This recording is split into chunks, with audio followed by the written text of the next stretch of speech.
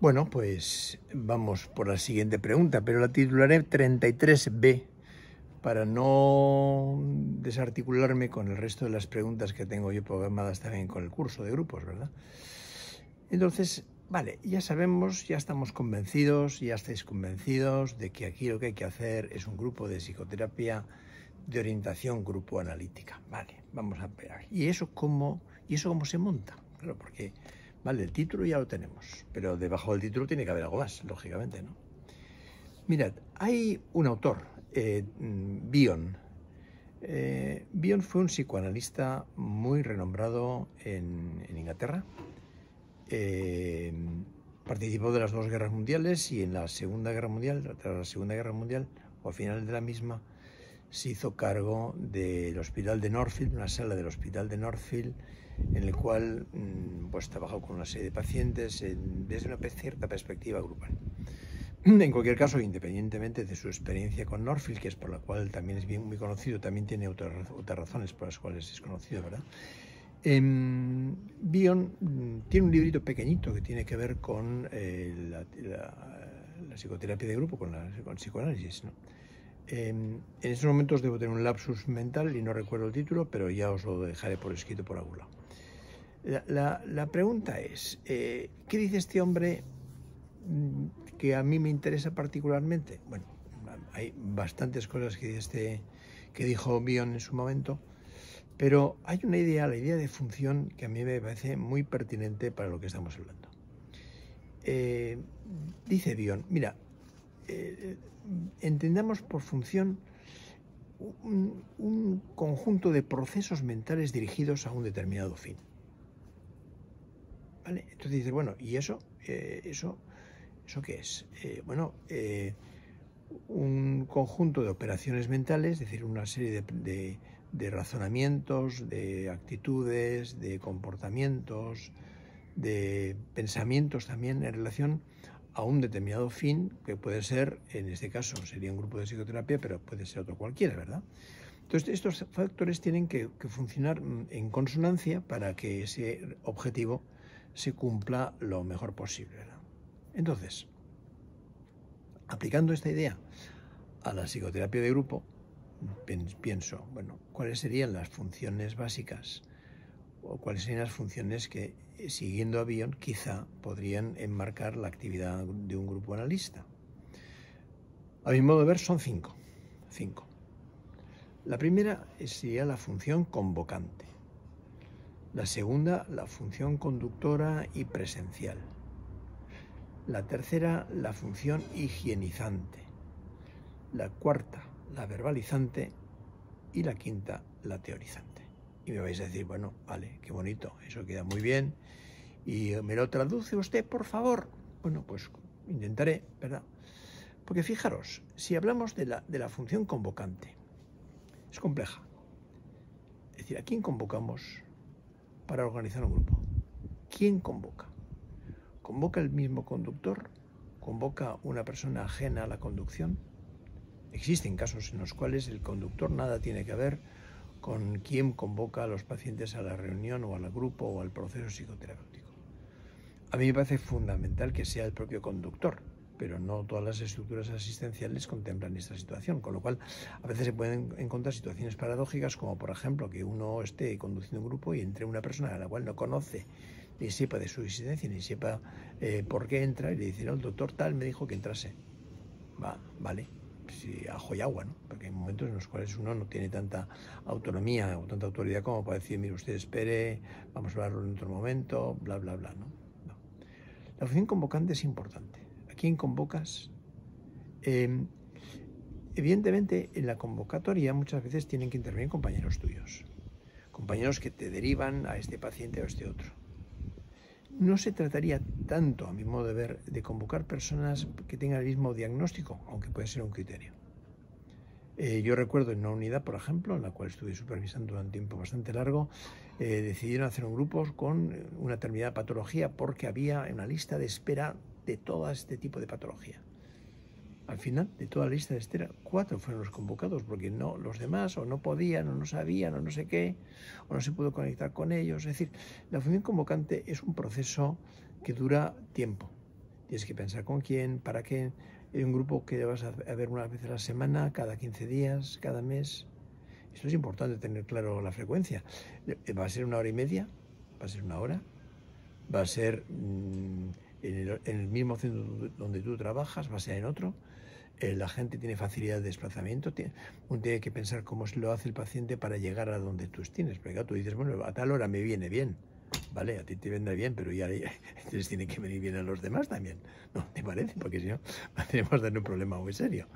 Es decir, la función conductora convocante es importantísima, pero también es importante en esa función convocante el aliarte con los compañeros de trabajo. Muchas veces la rivalidad que aparece frente a alguien que hace grupos hace que te deriven aquellos casos bomba, ¿no? Aquellos casos que, vamos, casi como para ponerte a prueba, ¿no? Lo cual, hombre, de agradecer que tengan tanta capacidad o tan buen criterio tuyo como para decir, a este le envío yo a este caso bomba, pero que no es cuestión tampoco de hacer más esfuerzos de los necesarios, ¿verdad? Bien, digo por el tiempo que tampoco quiero alargar demasiado la cosa. Aparte de la función convocante, lógicamente tienes que pensar cuándo convocas, en qué momento convocas, en qué lugar convocas, ¿no? Porque la función convocante también tiene que ver con el lugar. No vale hacer un grupo como lo hacían unos que yo conozco al lado de la máquina del ascensor, porque cada vez que se ponía en marcha el ruido era terrible y no se entendían entre ellos, no se oían entre ellos, ¿no? Hay que ver las condiciones en las cuales los pacientes van a poder llegar a la sala donde tú vas a trabajar. Y que sea una sala en la cual no entre nadie más que los que van en la sala. No vale hacer un grupo de psicoterapia en una biblioteca. O es que está vacía, sí, pero de vez en cuando entra alguien a coger un libro. O se pone a estudiar y no tiene por qué escuchar nada de la conversación. Porque se supone que la conversación en un grupo es privada, es confidencial. Al lado de esa idea está la presencia y la conducción. Evidentemente la presencia me parece fundamental. Hay una parte de la función presencial que tiene que ver con el estar físicamente ahí. Y entiendo que haya discrepancias. Tengo compañeros que son muy forofos del foro, del sistema del Zoom, por ejemplo, en donde la gente solamente se ve en pantalla y solamente se conocen en pantalla. Me parece muy bien, mira, ajo y agua, ¿no? Pero a mí me parece que es importante la presencia, el contacto, el olor al otro, el saber, el lenguaje corporal, el intercambio de miradas. En el Zoom, por ejemplo, no hay intercambio de miradas. Si yo te miro, tú no ves que yo te miro. Y viceversa, ¿no? Etcétera, etcétera. Es decir, hay un montón de información que nuestro cuerpo entero percibe del otro y no solamente la visión o no solamente el oído. Hay muchas cosas que tienen que entrar en juego en la relación con el otro.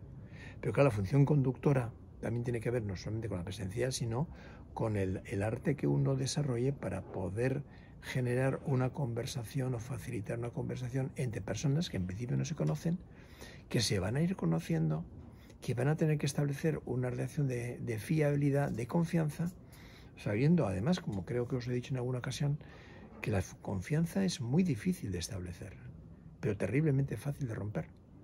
Cuando uno se rompe la confianza es muy difícil recuperarla, porque hay una herida ahí que es muy difícil de suturar, ¿no? Es decir, es importante crear espacios de fiabilidad suficiente como para que las cosas que uno cuente sepan que quedan ahí, que no salen de ahí y que son entendidas dentro del contexto en el cual se está hablando. Porque el mismo, como pasa con los chistes, un chiste en un determinado ambiente es fantástico y revienta la risa de todo el mundo, y este mismo chiste en otro lugar no hay manera, ¿no? La tercera función, la higienizante. Amigo, es que sean importantes las normas de funcionamiento. Llegar puntual, la hora y media de relación o hora y cuarto de relación, depende de lo que tú hayas acordado. Que todo el mundo tenga su espacio para sentarse. No hace falta que sea espacio fijo, sino que pueden cambiar, lógicamente, ¿no? Tú también. Pero la puntualidad, la confidencialidad de lo que se habla es muy importante. Un cierto respeto también para el otro.